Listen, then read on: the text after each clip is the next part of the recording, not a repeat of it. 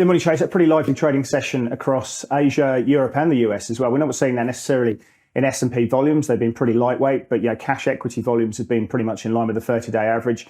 And there's a lot going on across asset classes at the moment. Now, of course, on one hand, we've got our eyes firmly on the energy markets. We've seen good buying coming through in nat gas, and that looks like it wants to start bull trending. We'll have to see how that goes. But of course, all the focus has been on Brent and WTI futures. We did see Brent prices trade above $89 in Asia. That sort of rolled back to sort of $86.50, and there's a few people suggesting perhaps we go back to fill the gap. That obviously hasn't happened, and we've seen renewed buying interest to take it back above $88. We can see WTI and Brent futures prices sitting up about 4% or so at the moment.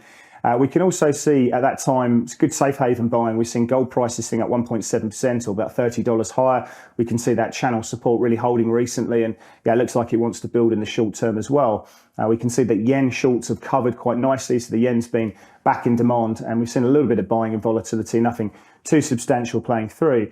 At the same time, where risk has really come in are these comments that we've been seeing from Fed members, what we've been seeing from Logan, also from Jefferson. Now, they have backed up the comments that we saw last week from Austin Goolsbee, from Mary Daly, and also from Raphael Bostic, the idea that higher term premiums are lifting long end rates, and that's doing a lot of the heavy lifting for the Federal Reserve because it's tightening financial conditions. If we add that alongside the strength that we've been seeing recently in the US dollar.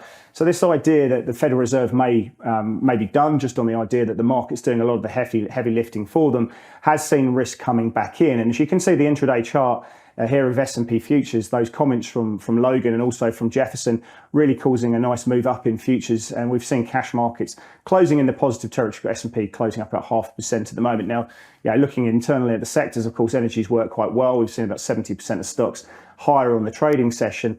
And we can also go into Treasury futures. Obviously, cash treasuries have been closed for Columbus Day, but we've seen good buying playing for in Treasury futures. Again, largely down to those comments we've been seeing from the Federal Reserve that the markets are doing the heavy lifting for them. We can see 2-year Treasury futures down 15 basis points. We can see 10s down at 13 basis points. Going to Fed funds futures, and we can see just 3 basis points now being priced for that November FOMC meeting. So very little chance being priced in there as well, and also 7 basis points cumulatively playing through for the December meeting. Now, the US dollar has been impacted by that move in Treasury futures, by the sort of moves that we've been seeing from the Fed.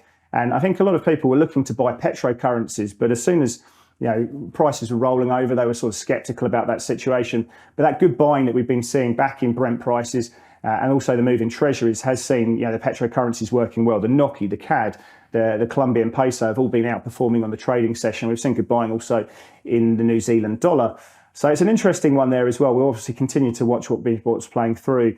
In the trading session ahead, we are going to be watching the NFIB Small Business Survey in the US to see if there's any kind of impact there. And also we're back to watching for further Fed members as well. We've got Raphael Bostic, Christopher Waller, and also Kashgari playing through. But as it stands at the moment, we are expecting Asia to fire up on a slightly positive tone across the Hang Seng and also the ASX 200. You can see our opening calls playing through here. But it's an interesting session. Of course, the situation remains very much fluid, and we continue to watch these energy markets very closely indeed.